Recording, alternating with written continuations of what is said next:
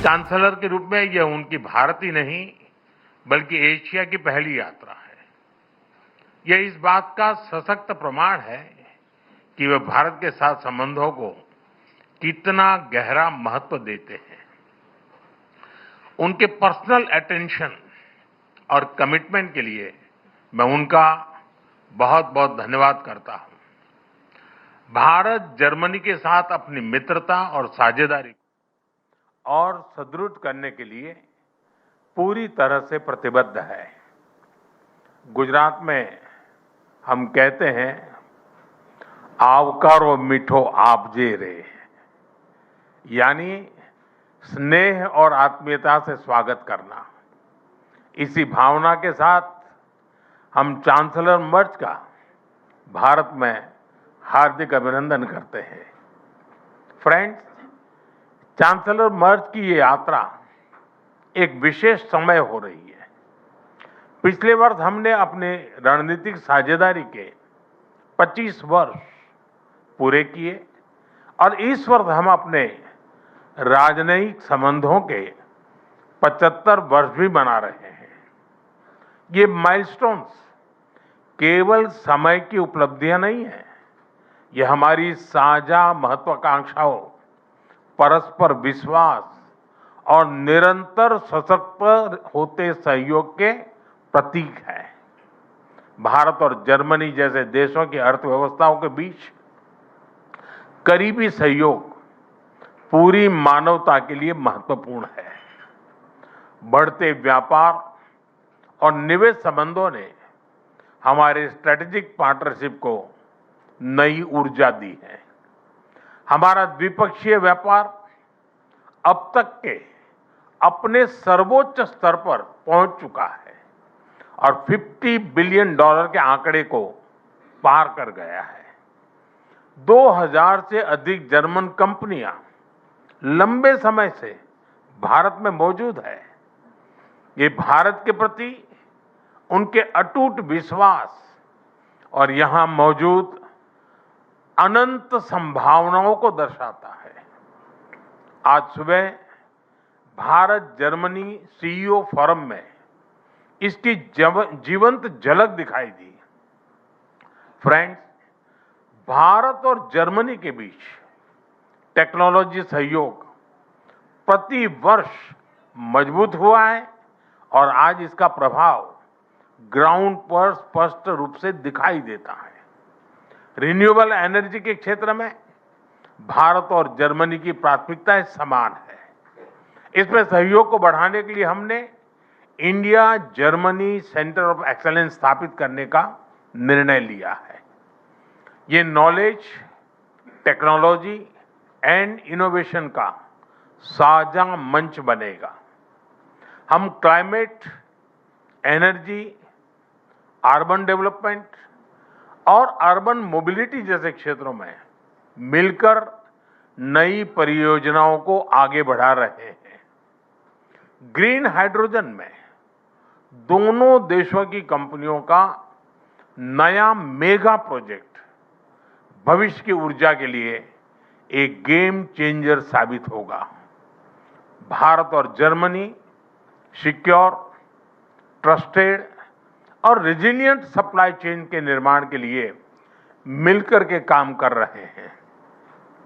इन सभी विषयों पर आज किए जा रहे एमओयू से हमारे सहयोग को नई गति और मजबूती मिलेगी।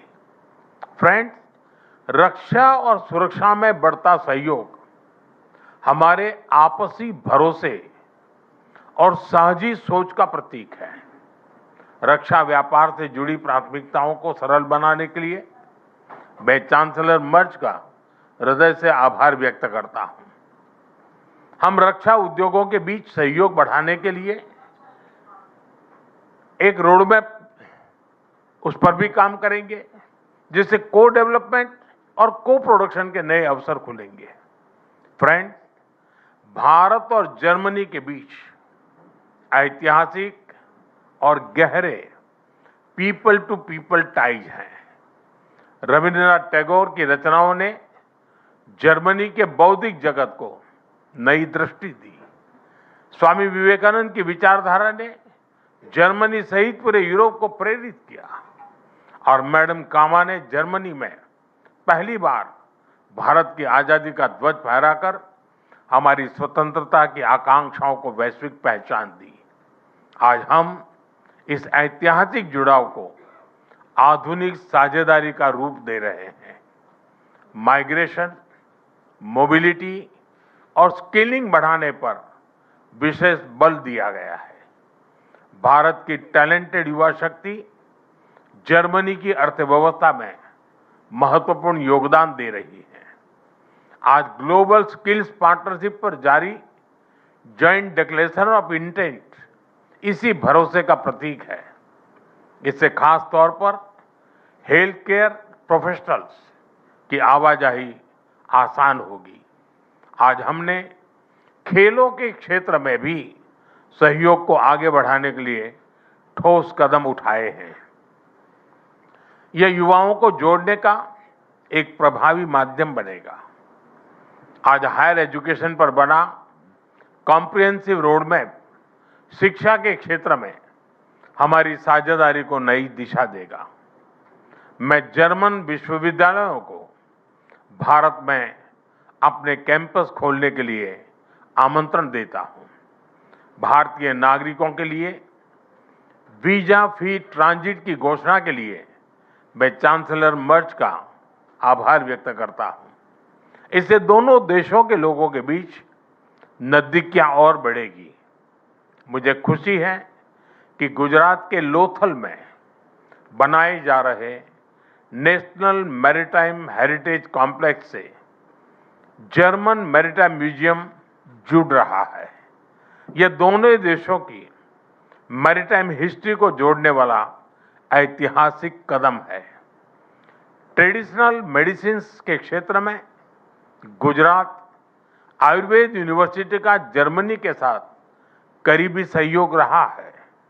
इस महत्वपूर्ण विषय पर आज किए जा रहे एमओयू से हमारा सहयोग को और अधिक बल मिलेगा। फ्रेंड्स, भारत और जर्मनी की हमेशा कंधे से कंधा मिलाकर हम चलते रहे हैं। हमारी दोस्ती का प्रभाव ग्लोबल स्टेज पर भी दिखाई देता है। घाना, कैमरून और मलावी जैसे देशों में ज्वाइंट प्रोजेक्ट से हमारी ट्राइलेटरल विकास साझेदारी दुनिया के लिए एक सफल मॉडल है।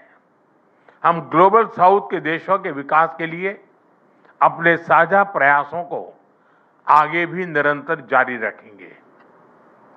इंडो पैसिफिक दोनों देशों के लिए हाई प्रायोरिटी है।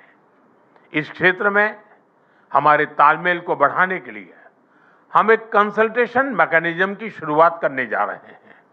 आज हमने यूक्रेन और गाजा सहित कई वैश्विक और क्षेत्रीय मुद्दों पर विस्तार से चर्चा की। भारत सभी समस्याओं और विवादों के शांतिपूर्ण समाधान का पक्षधर रहा है और इस दिशा में किए जा रहे सभी प्रयासों का समर्थन करता है। हम एकमत है कि आतंकवाद पूरी मानवता के लिए एक गंभीर खतरा है। भारत और जर्मनी इसके विरुद्ध एकजुट होकर पूरी दृढ़ता से लड़ाई जारी रखेंगे। भारत और जर्मनी सहमत है कि ग्लोबल चैलेंजेस से निपटने के लिए ग्लोबल इंस्टीट्यूशंस में सुधार अत्यंत महत्वपूर्ण है। यूएन सिक्योरिटी काउंसिल में सुधार के लिए G4 के माध्यम से हमारा संयुक्त प्रयास इसी सोच का प्रमाण है। एक्सेलेंसी, 140 करोड़ भारतवासियों की ओर से मैं एक बार फिर आपका भारत में हार्दिक स्वागत करता हूं। मुझे विश्वास है कि आज की चर्चा भारत जर्मनी साझेदारी को नई ऊर्जा और स्पष्ट दिशा देगी। आपकी यात्रा, आपके व्यक्तिगत जुड़ाव और भारत के प्रति आपकी गहरी मित्रता के लिए मैं आपको हृदय से धन्यवाद करता हूं। दांके शोन।